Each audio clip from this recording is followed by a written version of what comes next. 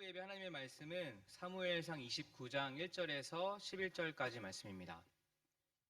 사무엘상 29장 1절에서 11절까지의 말씀, 저와 한 절씩 교독하도록 하겠습니다. 블레셋 사람들은 그들의 모든 군대를 아벡에 모았고 이스라엘 사람들은 이스라엘에 있는 셈 곁에 진쳤더라. 블레셋 사람들의 수령들은 수백 명씩 수천 명씩 인솔하여 나아가고 다윗과 그의 사람들은 아기스와 함께 그 뒤에서 나아가더니 블레셋 사람들의 방백들이 이르되 이 히브리 사람들이 무엇을 하려느냐 하니 아기스가 블레셋 사람들의 방백들에게 이르되 이는 이스라엘 왕 사울의 신하 다윗이 아니냐. 그가 나와 함께 있은 지 여러 날 여러 해로되 그가 망명하여 온 날부터 오늘까지 내가 그의 허물을 보지 못하였노라. 블레셋 사람의 방백들이 그에게 노한지라. 블레셋 방백들이 그에게 이르되 이 사람을 돌려보내어 왕이 그에게 정하신 그 처소로 가게 하소서. 그는 우리와 함께 싸움에 내려가지 못하리니 그가 전장에서 우리의 대적이 될까 하나이다. 그가 무엇으로 그 주와 다시 화합하리이까? 이 사람들의 머리로 하지 아니하겠나이까? 그들이 춤추며 노래하며 이르되 사울이 죽인 자는 천천히요 다윗은 만만이로다 하던 그 다윗이 아니니까 하니 아기스가 다윗을 불러 그에게 이르되 여호와께서 살아계심을 두고 맹세하노니 내가 정직하여 내게 온 날부터 오늘까지 내게 악이 있음을 보지 못하였으니 나와 함께 진중에 출입하는 것이 내 생각에는 좋으나 수령들이 너를 좋아하지 아니하니 그러므로 이제 너는 평안히 돌아가서 블레셋 사람들의 수령들에게 거슬러 보이게 하지 말라 하니라. 다윗이 아기스에게 이르되 내가 무엇을 하였나이까?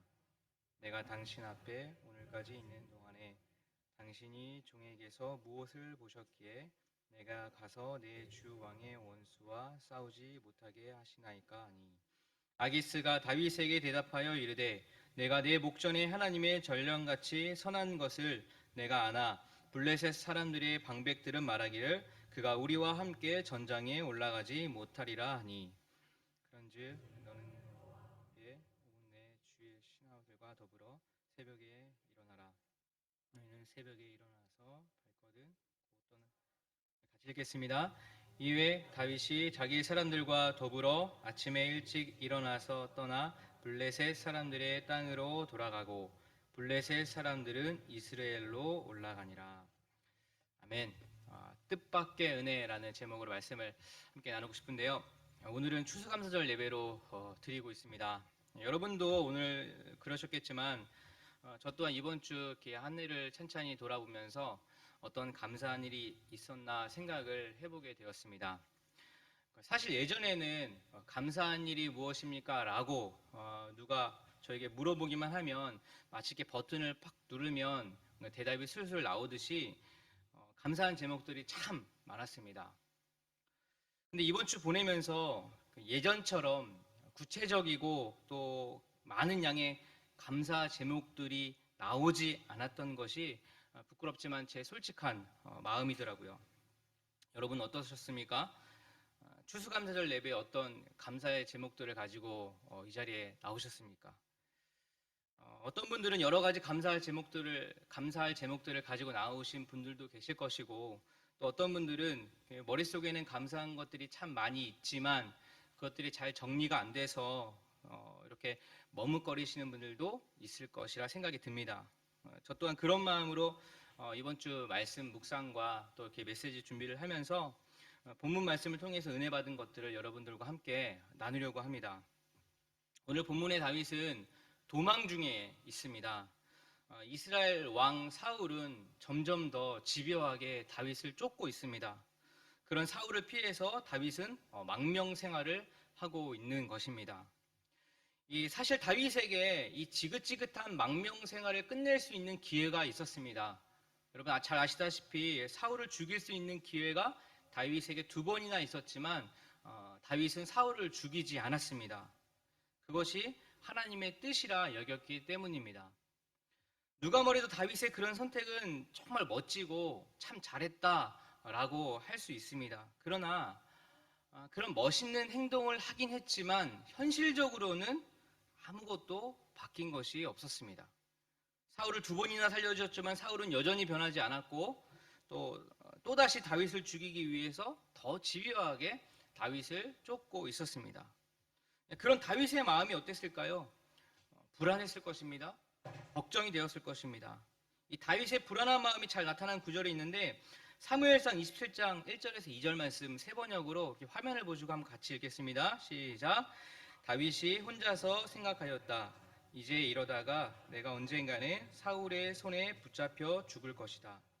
살아나는 길은 블레셋 사람의 땅으로 망명하는 것뿐이다. 그러면 사울이 다시 나를 찾으려고 이스라엘의 온 땅을 뒤지다가 포기할 것이며 나는 그의 손에서 벗어나게 될 것이다. 그래서 다윗은 일어나서 자기를 따르는 부하 600명을 거느리고 가드왕 마옥의 아들 아기스에게로 넘어갔다. 다윗의 그 마음을 아시겠죠? 이런 이유로 다윗은 현재 블레셋 땅 가드로 피신하고 아기스에게로 간 것입니다. 아기스는 다윗과 다윗을 따르는 600명의 사람들이 자신에게 투항하자 그 마음을 받아주고 곧 시글락 성읍을 다윗에게 주었습니다. 그리고 다윗은 이곳에서 1년 넉 달 정도 이렇게 머물게 됩니다. 다윗이 시글락에 머물렀던 이 시간은 다윗에게 있어서 소위 신앙의 바닥을 치는 때라고 할 수가 있습니다. 근데 한편으로는 신앙적으로는 바닥을 칠 때라고 할지라도 한편으로는 다윗과 그의 무리들에게 물질적으로는 제법 이익이 있던 때이기도 합니다. 이 다윗은 시글락에 머물면서 가만히 있었던 것이 아니라 부하들을 데리고 다니면서 구술 사람, 또 기르스 사람, 이 아말렉 사람들을 자주 습격하였고 습격할 때마다 거기에 있는 사람들을 하나도 살려두지 않고 다 죽였고 그리고 거기에 있던 모든 재물들, 양과 소와 나귀와 낙타, 옷 이런 것들을 약탈하였습니다. 소위 전리품들을 제법 잘 챙긴 것이죠. 다윗은 사실 유대 광야에서 힘들게 살면서 누구를 죽이거나 아니면 물건을 뺏거나 이런 일을 하지 않았어요. 그런데 블레셋 땅으로 가서 노략질을 하면서 살아가는 것입니다. 물론 자신과 자신을 따르는 부하들, 가족들을 지키기 위해 먹여 살리기 위해 어쩔 수 없는 선택일 수도 있습니다. 다윗은 게다가 이 구술 사람과 기르스 사람, 이 아말렉 사람을 습격하고 그들을 다 죽이고 모든 물건들을 다 빼앗아 오면서 아기스에게는 그렇지 않았다. 사실은 이방 사람을 다 죽였지만 아기스에 가서는 동족인 유다 사람을 죽였고 그의 물건을 빼앗았다라고 거짓으로 보고를 하게 됩니다. 아기스는 다윗의 그런 거짓 보고를 듣고 점점 그 다윗을 신뢰해 가게 됩니다. 그것을 보여주는 본문이 있는데요. 사무엘상 27장 12절 말씀입니다.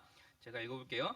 아기스는 다윗의 말만 믿고서 다윗이 자기 백성 이스라엘에게서 그토록 미움받을 짓을 하였으니 그가 영영 자기의 종이 될 것이라고 생각하였다. 아기스는 다윗의 처지를 잘 알고 있었어요. 이스라엘 사람이지만 사울이 계속해서 그를 쫓아다녔고요. 그래서 다윗은 도망자 신세였고 다윗의 보고를 들으니 다윗은 계속해서 자기 동족 이스라엘을 습격했다라는 보고를 듣게 됩니다. 그러니까 아기스가 생각하기에 야 이제 다윗은 절대로 이제 고국으로 못 들어가겠구나. 이제는 이스라엘에게 아주 미움받을 수밖에 없겠구나. 이제는 나밖에 믿을 사람이 없겠구나. 다윗은 평생 내 편이다. 라는 생각을 가졌을 것입니다. 망명 생활에 노략질하는 다윗, 우리가 알고 있는 다윗의 성품상 다윗 굉장히 비참하지 않았을까요? 라는 생각을 하게 됩니다. 살기 위해서, 목숨을 부지하기 위해서 이렇게 할 수밖에 없는 처지가 꽤나 비참했을 것이라 생각이 듭니다. 그런 사이에 이스라엘과 이 블레셋 사이의 긴장이 격해졌습니다. 이 이스라엘과 블레셋 간의 어떤 전쟁이 곧 벌어질 것 같았어요. 이 구약 성경을 보면 이스라엘과 블레셋의 이 사이는요 아주 원수지간입니다. 끊임없는 그런 전쟁이 있었고요, 끊임없이 뺏고 빼앗기는 그런 일들이 있었어요. 우리가 잘 아는 이 다윗과 이 골리앗 싸움이 대표적인 그 싸움이라고 할 수 있죠. 여기서 블레셋을 잠깐 소개하자면 블레셋이란 나라는 이렇게 정치 형태가 이 5개의 어떤 부족이 모여서 한 개의 연합체를 이루는 그런 정치 형태였습니다. 그러니까 5개의 대표적인 도시가 있고 그 중에 가드 왕 아기스가 아주 제일 힘이 세고 아주 대표격이라 할 수 있습니다. 그리고 다윗은 그 가드 왕 아기스 밑으로 들어간 것이고요. 그런 아기스가 이제는 다윗은 이제 우리 편이 되었다, 내 편이 되었다. 그래서 이스라엘과의 전쟁 가운데 다윗을 데리고 나가려고 마음을 먹은 것입니다. 28장 1절 말씀 보시면 그럴 즈음에 블레셋 사람이 이스라엘에 쳐들어가려고 모든 부대를 집결시켰다. 그러자 아기스가 다윗에게 말하였다.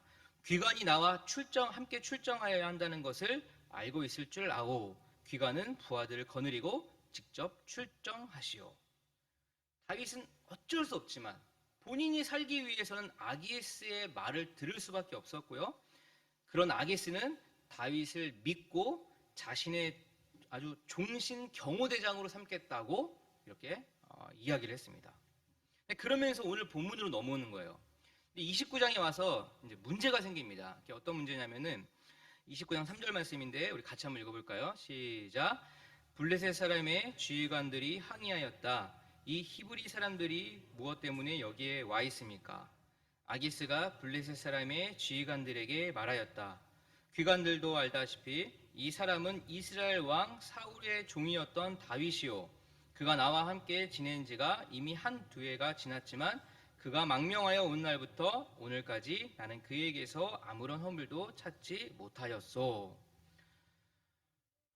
그러자 이에 블레셋 족속의 기관들이 반발하는데 4절 말씀이 이렇게 말합니다. 그러나 블레셋 족속의 지휘관들은 다윗에게 분노를 터뜨렸다. 블레셋 족속의 지휘관들이 아기스에게 강요하였다. 저 사람을 돌려보내십시오. 임금님께서 그에게 지정하여 준 그곳으로 그를 돌려보내시고 우리와 함께 싸움터에 나가지 않도록 하여 주십시오. 싸움터에 나가서 그가 우리의 대적으로 돌변할지도 모르는 일입니다. 그가 무엇을 가지고 자기의 주인과 회해할 수 있겠습니까? 우리 군인들의 머리를 잘라다 바쳐서 하지 않겠습니까? 이런 이유로 블레셋 다른 지휘관들은 아기스가 다윗을 전쟁에 데리고 나가려고 했지만 다윗의 출정을 그들은 완강히 거부하고 있었던 것입니다.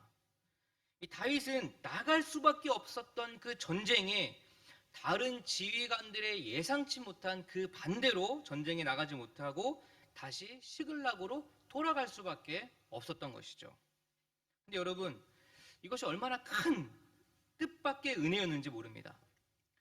다윗이 만약 아기스 왕의 신뢰에 의해서 그 전쟁에 블레셋 군사로서 나갔다고 생각을 한번 해보십시오. 다윗은 자기 동족을 향해 총을 겨누는 꼴이 되는 것입니다. 또한 다윗은 사울을 죽일 수 있는 기회가 2번이나 있었어요.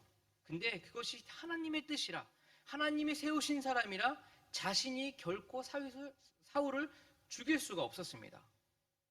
얼마나 소중한 마음인지 몰라요. 그런데 만약 다윗이 이스라엘 전쟁에 블레셋 군인으로서 나갔더라면 그가 직접 사울을 죽이지 않았다고 하더라도 간접적으로 사울을 죽이는 꼴이 되는 것 아니겠습니까?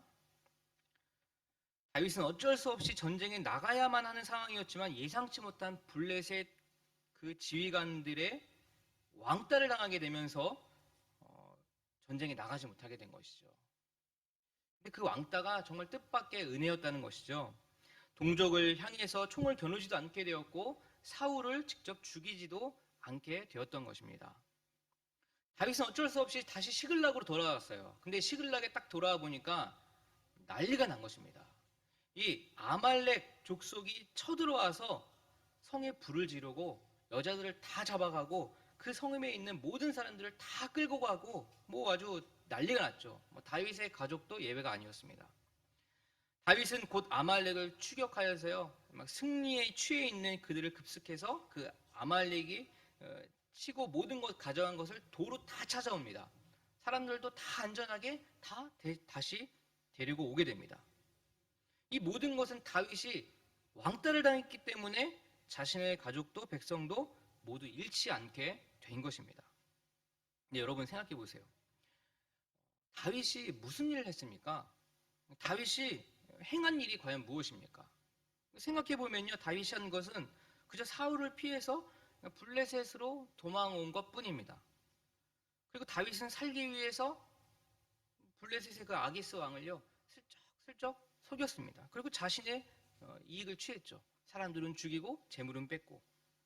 우리가 알고 있는 다윗과는 달리 그는 사실 용감하지도 못했고 강하지도 못했습니다. 오히려 너무너무 비겁했죠. 그런데 다윗은 그럼에도 불구하고 하나님의 그 뜻밖의 은혜를 경험하게 됩니다. 다윗은 계획하지도 않았고 또 정정당당하지도 못했습니다. 그런데 하나님께서는 여전히 자신의 일을 하고 계셨어요. 하나님은 다윗을 선택했고 다윗을 선택한 것에 대한 책임을 여전히 다하고 계셨습니다.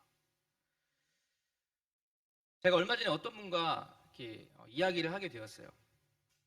서로 이렇게 감사한 것들을 이렇게 나누게 되다가요. 그분이 하시는 말씀이 그 남편과의 어려웠던 때에 대해서 잠깐 말씀을 해주셨습니다. 결혼을 해서 살다 보니까 여러분도 결혼하신 분들은 다 경험이 있으시겠지만 처음에는 너무 좋았는데 살다 보니까 서로 다른 점이 너무 많이 있었던 거예요. 그러다 보니까 너무 힘들었어요. 인내할 만큼 다 인내를 했지만 더 이상은 자신도 없고 더 이상은 너무 힘들어서 이 머릿속에는 헤어져야 되나? 라는 마음도 가지고 있었다고 해요. 어느 날 마음을 먹고 남편에게 최후 통보를 합니다. 이렇게 말을 합니다. 당신 정말 안 바꿀 거야? 이대로는 안 돼!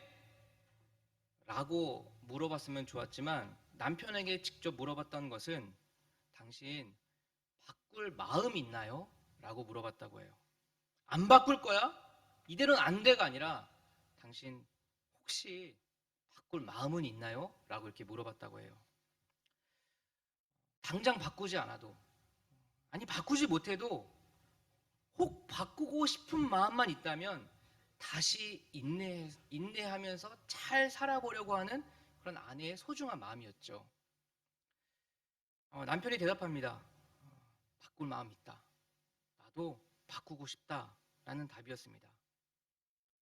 그 이후로 속도는 느렸지만 매년 변해가는 남편을 보게 되었고요. 지금도 잘 살고 계십니다. 제가 그 말씀을 들으면서요, 하나님과 저의 관계를 좀 살펴보게 되었어요. 여러분들이 보는 저는 가끔은 야사시해 보일 때도 있고 가끔은 이렇게 좀 착해 보일 때도 있지만 저는 제 자신 너무나 잘 알잖아요. 저는 여전히 죄성을 가지고 있고 여전히 부끄러운 것들이 너무 많이 있고 여전히 해결되지 못하는 것들이 제 안에 있습니다.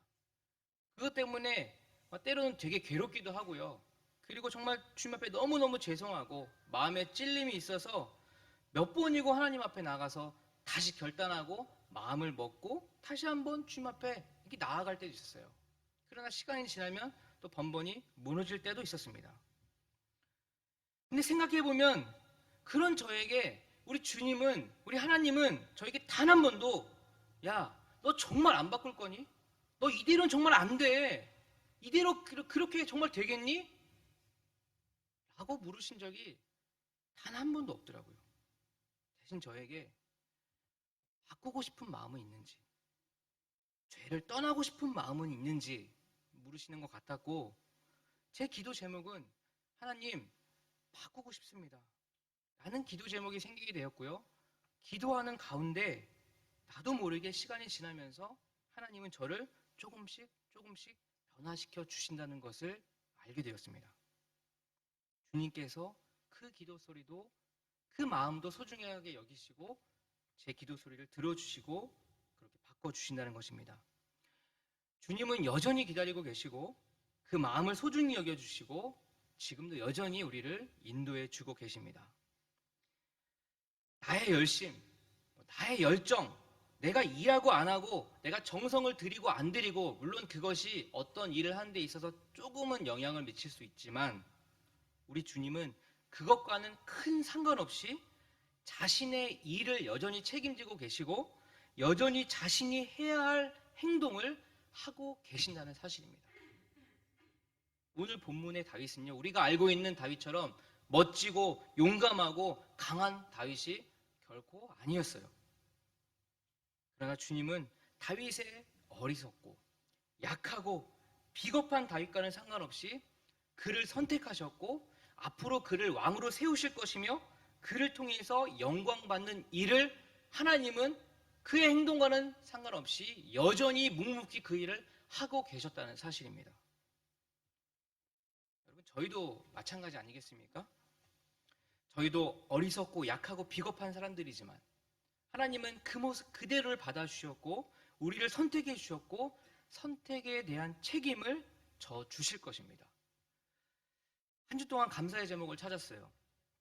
어떤 분은 물론 이것저것 이래서 저래서 감사하신 분들도 여기 계시겠지만 저처럼 감사한 것이 뭐야? 라고 물으면 조금 머뭇거리시는 분들도 계실 것입니다. 왜냐하면 저를 포함해 여기 있는 많은 분들도 본문의 다윗처럼 사실은 정정당당하지도 못하고 사실은 용감하지도 못하고 사실은 비겁한 것도 꽤나 많기 때문입니다. 그러나 나의 열심과는 상관없이 우리 하나님의 뜻밖의 은혜가 참 많았음을 우리는 생각하며 다시 한번 고백할 수밖에 없습니다. 잘하게 하시는 분은 하나님이시더라고요. 제가 얼마 전 우연찮게 제 첫째가 태어날 때 그 느낌을 잊지 않으려고 제가 일기장에 몇 자 이렇게 적어놓은 것을 발견하게 됐어요. 부끄럽지만 잠깐만 소개를 하면 제목이 그렇습니다. 원두호, 아빠 되다, 출세했다. 잘 들어보세요. 2달 반이나 빨리 나온 세상에 나온 아들, 1.1kg, 작다. 그러나 하나님의 섬세함으로 있을 건 다 있고 또 생길 것이다. 감격과 신기함, 그리고 염려와 불안함, 모든 것을 함께 느끼게 해준 너에게 처음 아빠 된 심정을 적는다. 그리고 사랑하는 아내, 수고 많았고 대견하고 장하다. 아빠보다 몇백 배 더 강한 위대한 엄마. 역시 하나님은 남자를 업그레이드해서 여자를 만들었다. 세상에는 남자가 더 강한 듯 보이겠지만 업그레이드된 여자는 약하게 보일 뿐 강하다. 그걸 깨닫지 못하는 남자들, 여자는 알아도 참아준다. 잠이 안 온다. 감동과 그리고 소화불량, 좀 덥기도 하네. 하나님의 자녀 당분간 잘 맡아서 최선을 다해 키우자. 제가 이 일기를 보면서 막 되게 좋았습니다. 하나님이 저를 아빠를 만들어 주셨구나. 근데 저는 사실 그때 그 글을 쓰면서 자녀가 태어나면 그냥 아빠가 되는구나 생각했습니다. 근데 그렇게 작게 태어난 아들이 이제 한 13배 정도 더 커진 것 같아요. 근데 그 자녀를 안으면서 드는 생각은 아빠는 아기가 태어날 게 그냥 아빠가 되는 것이 아니구나. 아기가 키도 자라고 몸무게도 자라고 지적으로 성장해 가면서 동시에 나도 성장해 가는구나. 점점 아빠가 돼 가는구나 라는 생각이 들었습니다. 물론 아빠지만 너무나 어설프고 부족한 처음의 아빠가 점점 아이와 시간을 함께 보내면서 그 기쁨과 즐거움도 누리고 때론 아픔과 슬픔도 함께 누리면서 서로 성장해 가는구나. 점점 아빠가 돼 가는구나 라는 생각이 들었습니다. 하나님에게 우리들도 마찬가지가 아닐까 생각이 듭니다. 처음 믿음을 가졌어요. 처음 예수님 만났습니다. 막 너무너무 막 들뜨고 기분이 좋고 설레이죠. 성령 충만한 것 같았습니다. 그때는 사실 뭣도 모르는 어설픈 성도의 모습에서 시간이 지나면서 기쁜 일도 생기고 슬픈 일도 생기고 때로는 아프고 실수하고 넘어짐을 통해서 좀 더 성숙한 성도의 모습으로 믿음의 모습으로 변해가듯이 신앙의 여정이 그런 것이구나. 보이지 않는 곳에서 하나님은 여전히 일하시는구나 깨닫게 됩니다. 그리고 우리 아버지 하나님은 나의 성장 과정에서 여전히 나의 아버지로서, 여전히 나의 창조주로서, 여전히 나의 구원자로서의 책임을 다 하고 계시구나. 여전히 일하시구나. 여전히 은혜를 주시고 계시구나 깊게 느끼게 됩니다. 저는 그 은혜를 오늘 말씀의 제목처럼 뜻밖의 은혜라고 제목을 지었습니다. 여러분 오늘 추수감사 예배를 드리면서 딱 이것이 감사해. 어떤 일이 있어서 너무 감사해 라고 하시는 분들도 있을지 모르겠지만 어떤 분들은 뭐지? 뭐가 감사했지? 이렇게 좀 머뭇거리는 분들도 여전히 일하시고 계시는, 여전히 뜻밖의 은혜를 주고 계시고 앞으로도 뜻밖의 은혜를 주시는 하나님을 온전히 믿고 감사하는 저희들이 되기를 기도합니다.